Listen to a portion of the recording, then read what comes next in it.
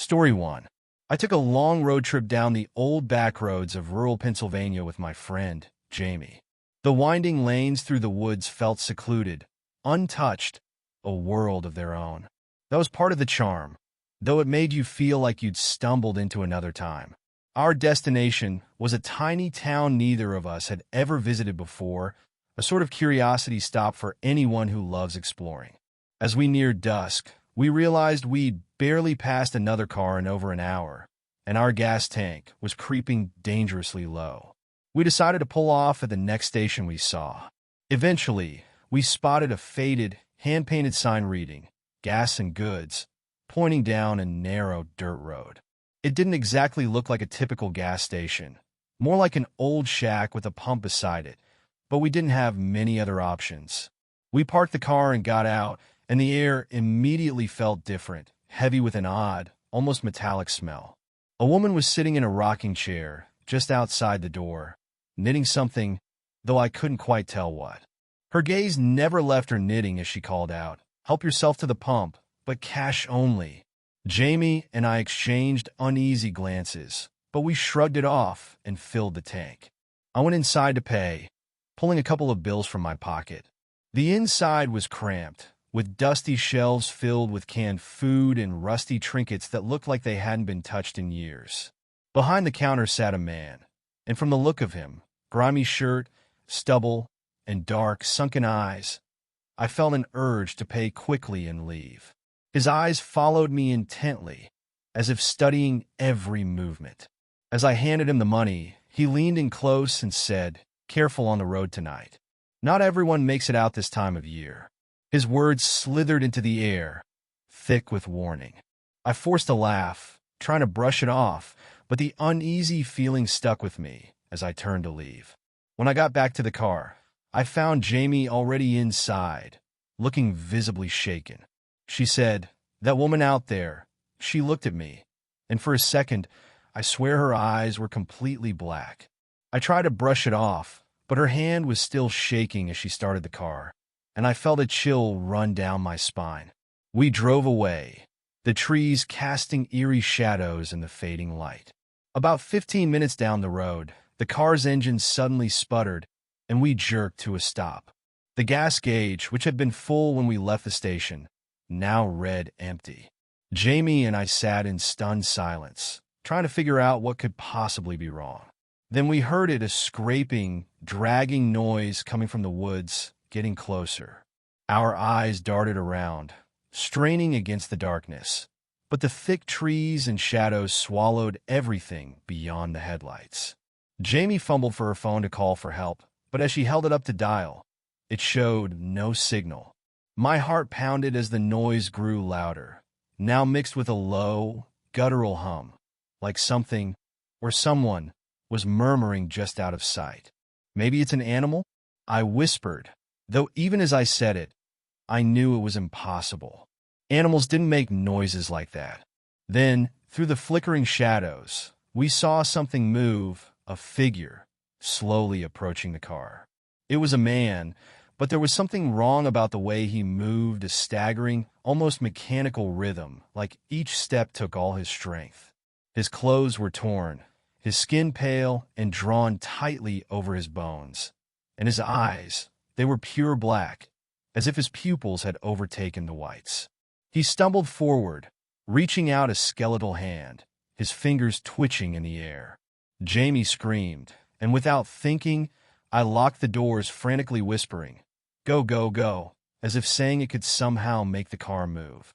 The man stopped just a few feet from the car, tilting his head in an unnatural angle as he stared through the windshield. I could feel his gaze searing into us, piercing through the glass, and then he started to hum again, low and raspy, a haunting melody that sent chills down my spine. Suddenly, the man's face split into a crooked smile, revealing teeth too long and sharp, as if they'd been filed to points. He took a slow step forward, and then another, his fingers leaving long smudges on the hood of the car as he dragged his hand across it.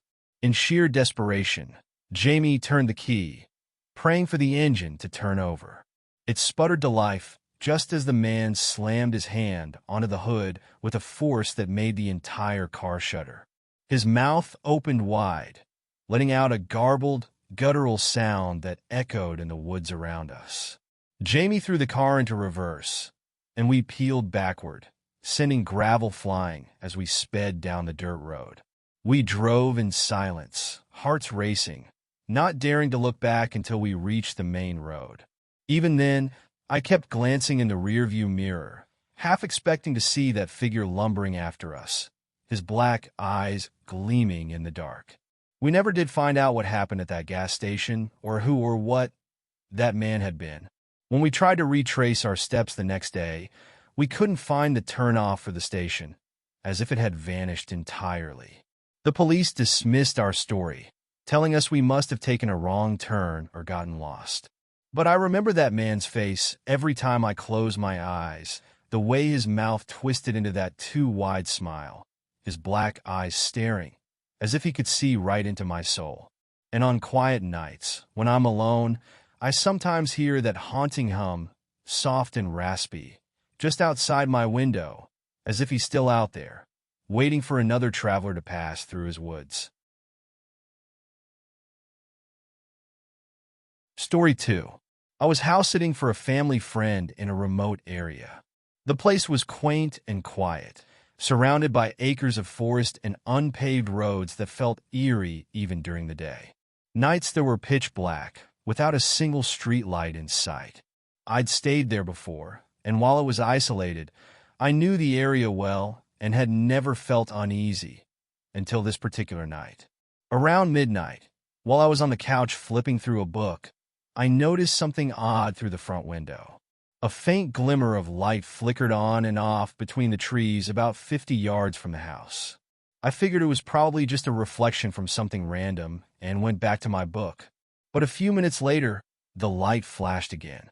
And again, my pulse quickened, and I tried to brush it off, but I could no longer ignore it. I turned off all the lights in the house and crept to the window, peeking out through a sliver of the blinds. The light was closer now, moving in a deliberate, almost methodical way. It would stop, then flicker, then disappear behind a tree, only to reappear a moment later, closer than before. There was a rhythm to it, like someone was purposefully signaling. I tried to rationalize that maybe it was a hunter or someone who had lost their way, but a creeping feeling of dread made that hard to believe.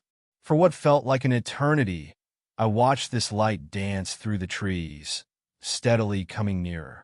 Every instinct screamed to hide, but I needed to be sure this was real. Then, as if hearing my thoughts, the light stopped. And in that instant, my heart sank as I noticed something I hadn't before, a shadow of a figure standing right where the light had last flickered. Just when I thought it couldn't get worse, a loud knock echoed from the front door. I froze, listening to the rhythmic beating. I could tell it was a single knuckle, tapping slowly and deliberately, like they knew I was inside and wanted me to feel every second of it. Then, as quickly as it started, the knocking stopped. Silence filled the air, thick and oppressive. I waited there, gripping a heavy flashlight, praying I wouldn't hear it again. Minutes passed like hours, and just as I started to think it might be safe, I saw the light flash again, now from a window right across from me. It was then that I finally broke.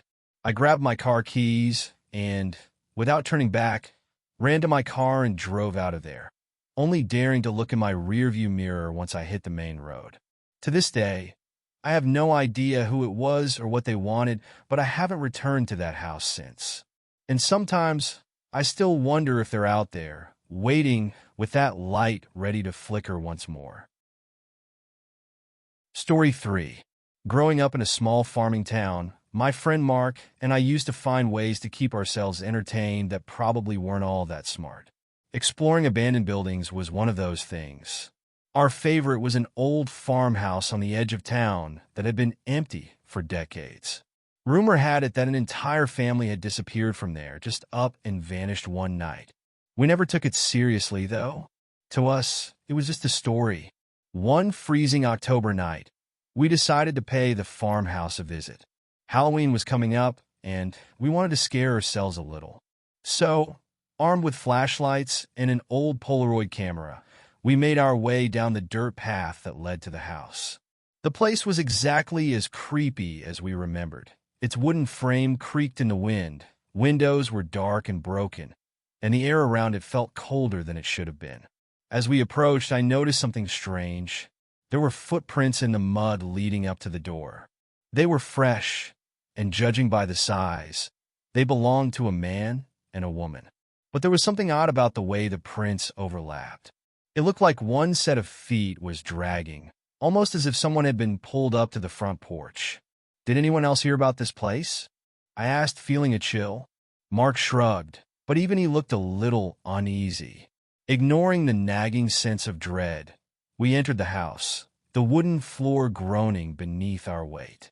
Dust hung in the air, thick and heavy, illuminated by our flashlights as we moved through the front room, past a fireplace filled with ashes that somehow looked fresh. After a few minutes, we reached the staircase. It was narrow and steep, leading up to a shadowy landing. Mark gave me a challenging look, and before I could argue, he started climbing. The stairs creaked loudly with each step, as if they could barely hold his weight. I reluctantly followed, feeling a sense of unease growing with every step.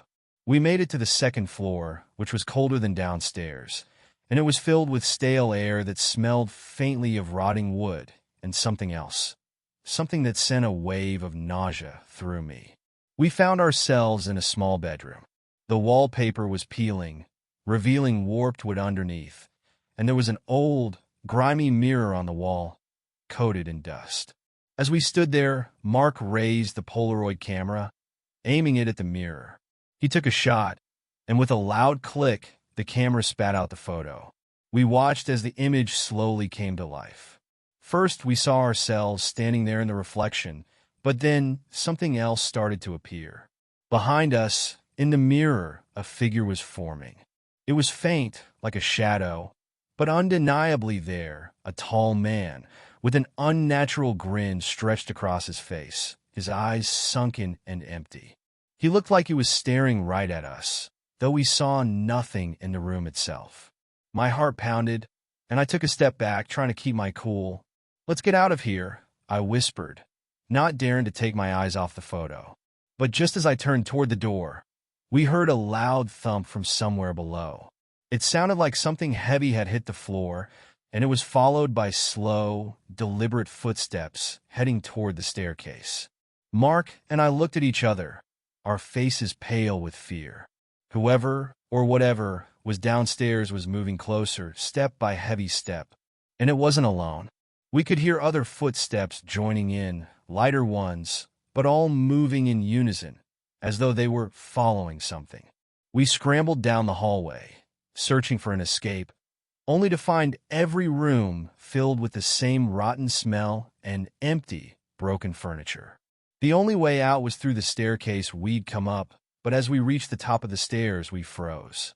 Standing at the bottom, partially obscured in shadows, was the same man from the photo.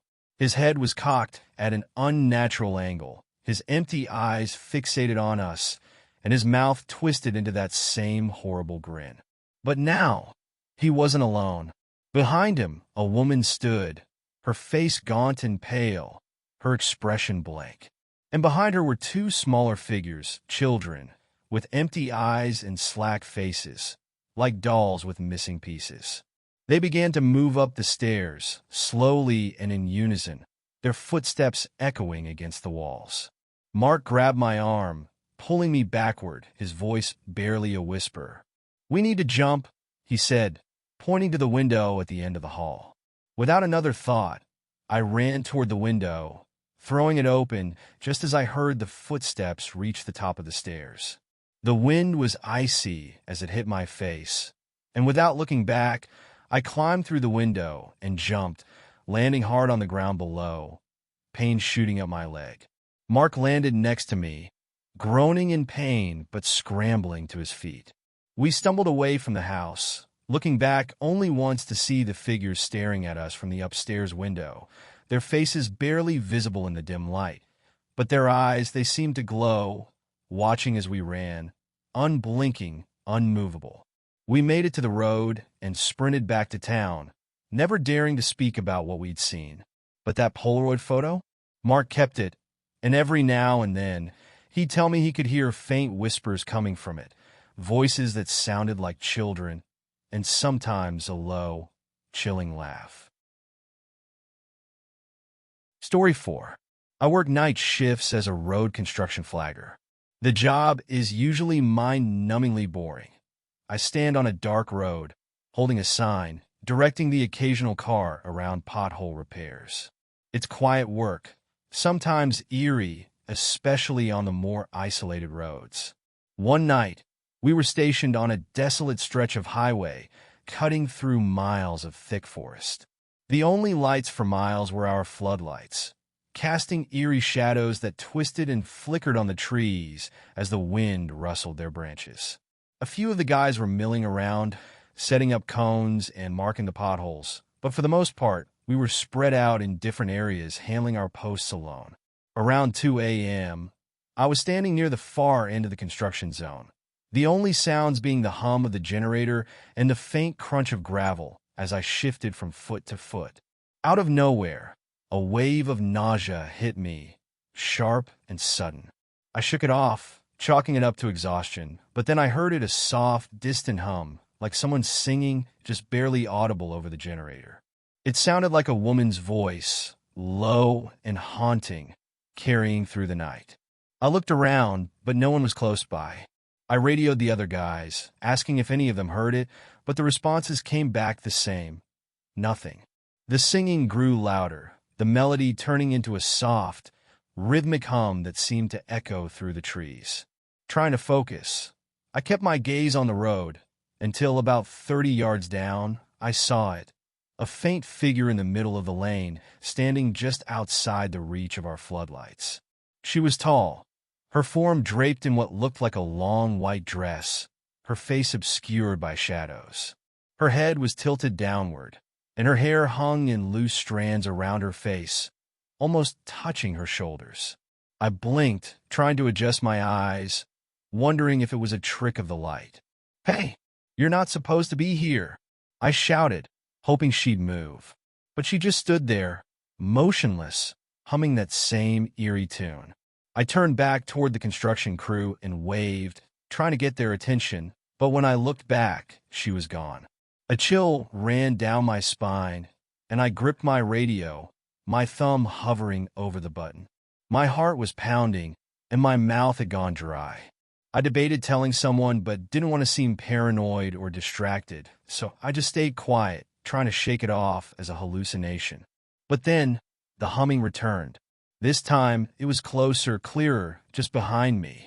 The hair on my neck stood up as I spun around, shining my flashlight through the trees. Nothing. Just branches swaying in the wind and shadows that danced and twitched with the light. I started to take a step back when I saw her again. She was closer this time, standing at the edge of the trees, her face still obscured, but her head was turned toward me. The humming continued, now sounding more like a lullaby, slow and haunting, filling the air with a sense of dread so intense I could hardly breathe. I yelled, "Who are you?" But the woman didn't respond. Instead, she lifted her arm slowly, pointing a long, pale finger at me. I felt paralyzed, rooted to the spot as her arm dropped back to her side. And then she stepped backward, fading into the darkness of the forest as if she were melting into the night. My legs finally obeyed me, and I backed up toward the floodlights, my hands shaking so badly that I almost dropped my flashlight. I glanced over at my co-workers, who were chatting and working as if nothing was wrong, completely oblivious. I radioed in again, my voice coming out shaky as I asked if anyone else saw her. They laughed it off, telling me to take a break if I was seeing things. I tried to convince myself it was a trick of the lights or my mind playing games. But when my shift ended and I finally got back to my truck, I felt that same icy chill return. In the side mirror, just beyond the edge of the forest, I could see a figure standing in the shadows, watching me with a blank, hollow stare. The next night, I didn't want to go back, but I needed the money, so I convinced myself it was nothing and returned. This time, my post was even further down the road, almost a mile from the others. Alone again in the darkness, I couldn't shake the feeling of being watched. Every few minutes, I'd catch glimpses of something, a flash of white between the trees or a shadow moving just out of sight. Finally, after a few hours, I turned back toward the forest, and there she was, right at the edge, staring at me with empty, pitch-black eyes. Her face was gaunt, her skin pale and stretched too tightly across her bones. She opened her mouth, and the hum began again, low and guttural, echoing like a hollow wind, sending waves of dread through my body. I stumbled backward, dropping my flashlight, and as I turned to run, I tripped, landing hard on my hands and knees. I could hear her footsteps now, slow and deliberate, getting closer and closer. My mind screamed at me to get up, but my limbs wouldn't cooperate. I felt her presence looming over me, her breath icy as it brushed against my neck.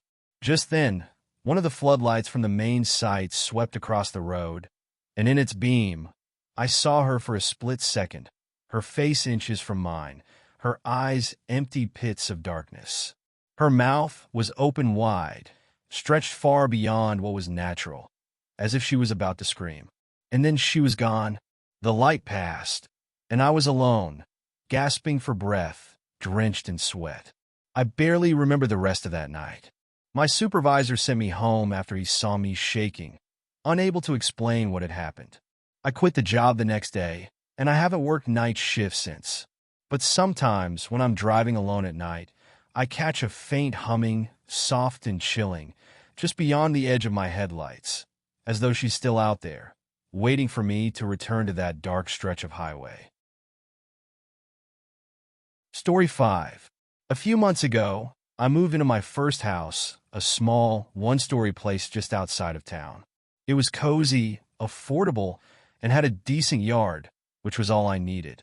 The only downside was that it felt a bit isolated, surrounded by fields and a few clusters of trees, with the nearest neighbor a good quarter-mile away.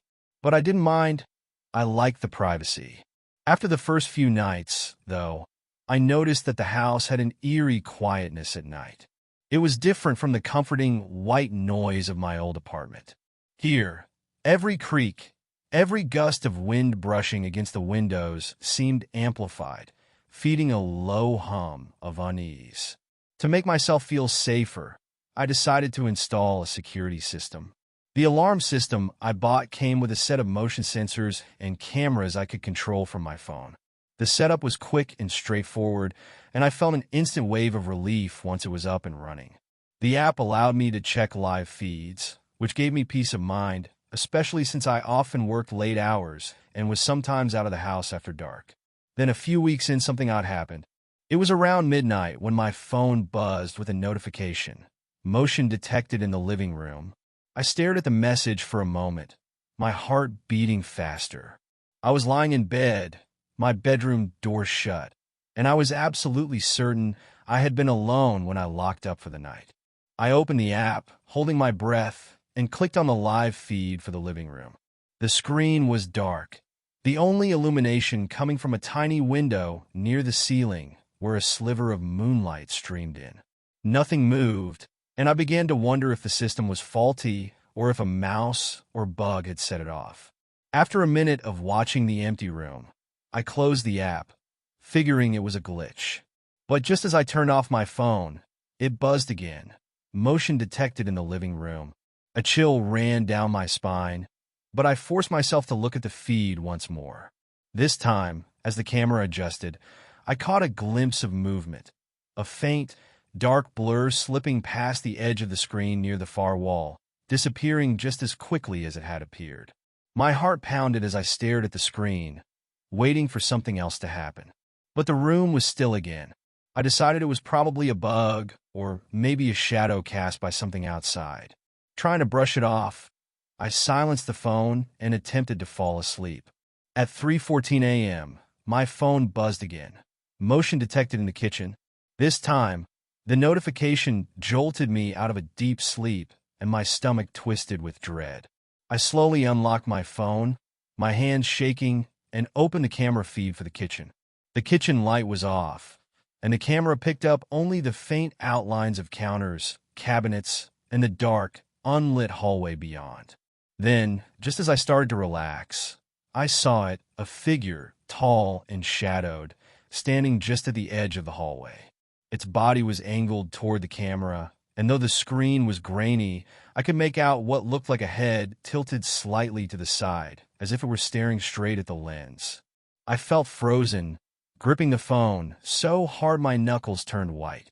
The figure didn't move, didn't approach. It just stood there, barely visible, motionless and silent. I bolted up, grabbing the baseball bat I kept beside my bed, ready to defend myself if it came to that. But as I took a step toward the door, the screen on my phone went black, and a new notification popped up. Motion detected in the hallway. I froze, realizing that the hallway camera was just outside my bedroom door. Slowly, I opened the app again, praying the figure would be gone, that this was all some cruel technical glitch. But as the feed came up, my breath caught in my throat. There was a dark shape, only now it was closer, standing in the middle of the hallway about 5 feet from my bedroom door. The head was tilted even farther to the side, at an unnatural angle, almost like it was trying to peer through the screen into my room.